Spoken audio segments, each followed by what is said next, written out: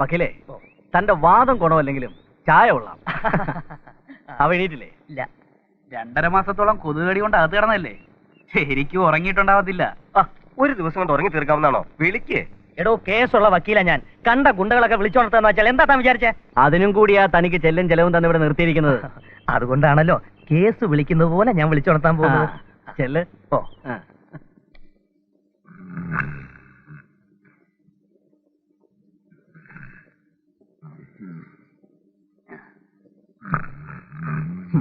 എന്തൊരു കിടപ്പ്. ചേട്ടോ, ചേട്ടോ, പെട്ടുപോത്തിന് ഒരു ചവിട്ട്. ഇവിടെ വാ. എന്താ, എന്ത് പറ്റി? എടോ, ഓരോരുത്തർക്ക് ഓരോ പണി പറഞ്ഞിട്ടുണ്ട്, അതേ ചെയ്യാവൂ. അതല്ലേടോ തന്നോട് ചെയ്യാൻ പറഞ്ഞുള്ളൂ. അല്ല, ഇതുവരെ എണീറ്റില്ലേ? സാർ എന്നെ നിർബന്ധിക്കരുത്. ഗുണ്ടകളെ വിളിച്ചുണർത്തുന്ന പരിപാടി ഇതോടെ ഞാൻ നിർത്തി. കാല് ഭാഗം സ്വല്പം റിസ്കാ. തലഭാഗത്തൊന്നും സാറിന് വിളിച്ചു നോക്ക്. ഉറങ്ങിക്കോട്ടെ. ഉറക്കം ശരിയായില്ലെങ്കിൽ പിന്നെ ഒന്നും ശരിയാവത്തില്ല. ഇനി എന്ത്? വാ, നടക്ക്. കക്കാൻ പറ്റിയ നല്ലൊരു ഏരിയ കണ്ടുപിടിച്ചേട്ടാ ഏട്ടാ ഞങ്ങൾ വരുന്നത്. അയ്യോ, രാത്രി മുഴുവൻ ഓവർ ടൈം ചെയ്തിട്ട് ക്ഷീണിച്ച് കിടന്നു എന്റെ മക്കളെ. തട്ട് മോനെ. അയ്യോ അയ്യോ അയ്യോ, ഈ വീട്ടിലെ സാധനങ്ങൾ അയ്യോ മക്കളെ, നമ്മുടെ എൽ ഡി വീടി സി ഡി സോമയും കസേരയും ഒന്നും കാണുന്നില്ല. അയ്യോ അയ്യോ അയ്യോ അയ്യോ, ദൈവമേ, ഓരോ വീട്ടിന് കട്ടും പൊടിച്ചു കൊണ്ടും ഒന്നും കാണുന്നില്ല. എന്റെ അമ്മോ, എനിക്ക് വയ്യേ. അയ്യോ അയ്യോ അയ്യോ അയ്യോ അയ്യോ, എനിക്ക് വരുന്നടാ. കട്ടിലെവിടെ? എന്നെ ആരെടുത്ത് ഇവിടെ കിടത്തിയത്? അയ്യോ, എന്റെ മോതിരം പോയി.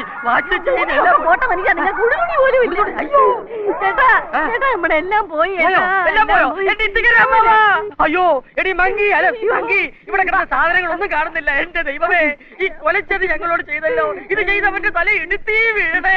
ഞാൻ ഒരു സ്വർണ്ണ പാര നടക്കി വെച്ചേക്കാമേ. എന്റെ ഇത്തിക്കരമ്മാവാ. കുമ്മാവനെ ഒന്നും വിളിക്കണ്ട. സ്വർണ്ണം പാരയല്ല, സ്വയം പാരയാ. കണ്ടവർ അധ്വാനിച്ചുണ്ടാക്കിയ വക മോട്ടിച്ചവന് ദൈവം തന്ന ശിക്ഷയാ. മനസ്സിലായി? വേദാന്ത പറയാതെ പോലീസിനെ വിളിക്കടാ. ഇതെങ്കിലും ഇവിടെ ഇട്ടിട്ട് പോയത് നന്നായി. ഇല്ലെങ്കിൽ ഞാനും എന്റെ കൊച്ചും കൂടെ തിരിച്ചു വന്ന് കാണുമ്പോ.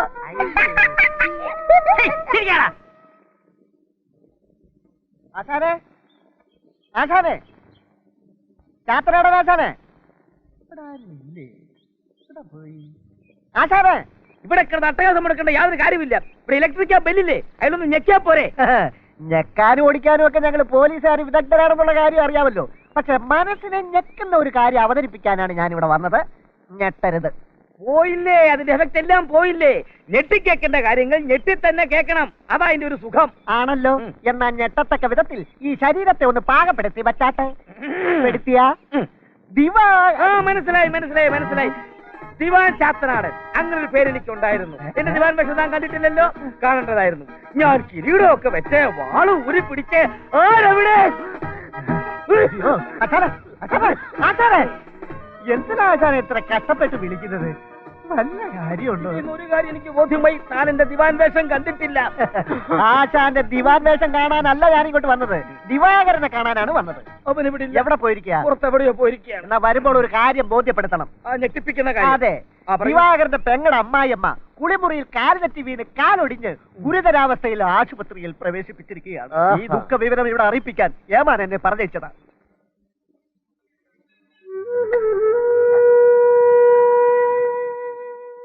ഡോക്ടർ എന്ത് പറഞ്ഞു മോനെ? നാളെയോ മറ്റന്നാളോ വീട്ടിലേക്ക് പോകാന്ന് പറഞ്ഞു. എന്നാലും ഈ കിടപ്പ് തന്നെ ശരണം. കൂടിപ്പോയ ഒരാഴ്ച, അത് കഴിഞ്ഞ അമ്മയ്ക്ക് ഓടിച്ചാടി ഫുട്ബോൾ കളിച്ചൂടെ? ആദ്യം മുഖത്ത് നീ വിഷാദ ഭാവം അങ്ങോട്ട് മാറ്റിയേ. ഈ കാലൊടിയുന്ന ഭാഗ്യ. അടുത്ത കാലത്ത് ഒരുത്തൻ കുളിമുറിയിൽ വഴുതി വീണ് കാലൊടിഞ്ഞു. അതിന്റെ പിറ്റേന്ന് അവന് ലോട്ടറി അടിച്ചു. എന്നാലേ എത്രയും പെട്ടെന്ന് ദിവാകരൻ പോയി എനിക്ക് ലോട്ടറി ടിക്കറ്റ് വാങ്ങിട്ടു. അമ്മേ, കാഷ്വലും ഒക്കെ തീർന്നു. അല്ലേ, അതിനെ കുറിച്ച് ഓർത്ത് വിഷമിക്കണ്ട. അളിയൻ ഡ്യൂട്ടിക്ക് പോയിക്കോ. അമ്മയെ ഡിസ്ചാർജ് ചെയ്ത് വീട്ടിൽ കൊണ്ടാക്കുന്നവരെ ഞാൻ ഏറ്റു. പിന്നെ ഞങ്ങളൊക്കെ ഇല്ലേ ഇവിടെ, അല്ലേ? അത്യാവശ്യമായിട്ട് നിന്നെ വന്ന് കാണണമെന്ന് മമ്മത് പറഞ്ഞപ്പോ ഞാൻ പേടിച്ചു. ഗുരുതരമായിട്ടുള്ള പ്രശ്നം വല്ലതും ആയിരിക്കുമെന്ന്. എന്നെ കണ്ടാൽ കിണ്ണം കെട്ടവനാണെന്ന് തോന്നിപ്പിക്കുന്ന നിന്റെ മട്ടുണ്ടല്ലോ, അത് നീ ഉപേക്ഷിക്കണം.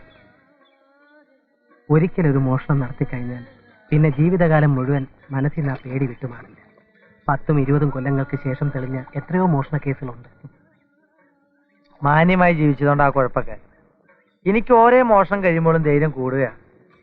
ശാസ്ത്രീയമായി പലചരക്ക് മോഷണത്തെ കുറിച്ച് ഗവേഷണം നടത്തിക്കൊണ്ടിരിക്കുക ഞാൻ. നീ ഇതുവരെ കാര്യം പറഞ്ഞില്ല. കള്ളന് ഗുണങ്ങളും ദോഷങ്ങളും ഉണ്ട്. അവന്റെ മുഖം അങ്ങനെ എല്ലാ സ്ഥലത്തും പ്രദർശിപ്പിക്കാൻ കഴിയില്ലല്ലോ, പ്രത്യേകിച്ച് പട്ടാളവും പോലീസുള്ള ഏരിയകളിൽ. അതുകൊണ്ട് 2 ദിവസം നിന്റെ മുഖം എനിക്ക് കടന്നു തരണം. ലിസിക്ക് ഇന്റർവ്യൂവിന് കാർഡ് വന്നു. കോപ്പറേറ്റീവ് ബാങ്കിൽ നിന്നാണ്. വലിയ വലിയ ആളുകൾ വരുന്ന സ്ഥലമല്ലേ. ഞാൻ അവൾ അവിടെ കൊണ്ട് ചെല്ലാന്ന് പറഞ്ഞാൽ വിശ്വസിച്ച് കൂടെ അയക്കാൻ ആരില്ലാത്തോണ്ടാ. ഇതിനാണോ ഇത്രയും വലിയ മുഖവരിയൊക്കെ? ഇന്റർവ്യൂവിന് ഞാൻ കൂടി പോവാം. എന്നാണ് സംഭവം?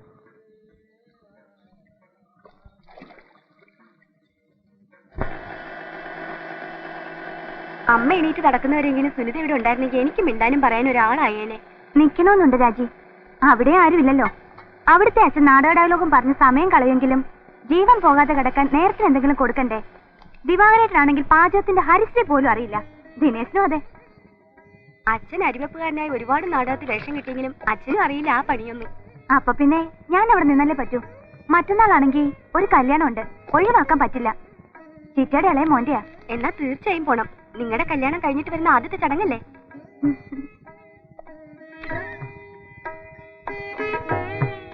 മുന്തിയ ആളുകളാണല്ലേ പറഞ്ഞത്, ഒട്ടും പറയണ്ട.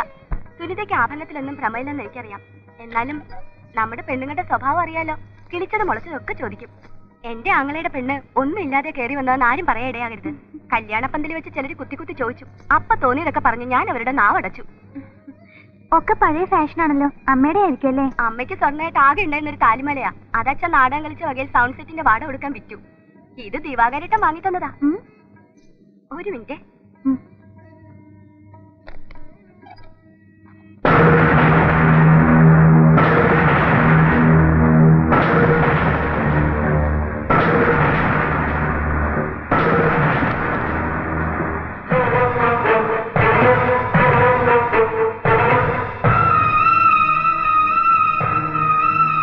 ദിവാകരേട്ടൻ എവിടുന്ന് വാങ്ങിയെന്നാ പറഞ്ഞേ?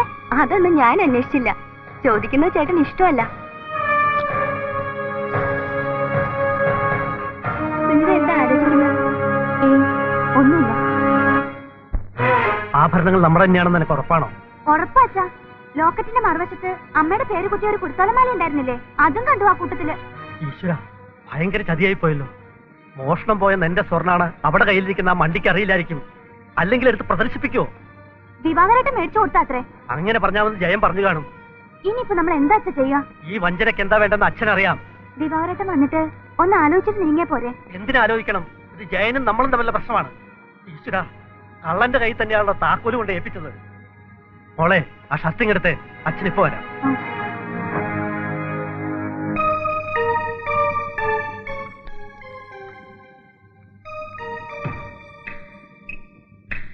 ഞാൻ എന്നും പോലീസിന്റെ ഒരു പെരിയാളായിരുന്നു.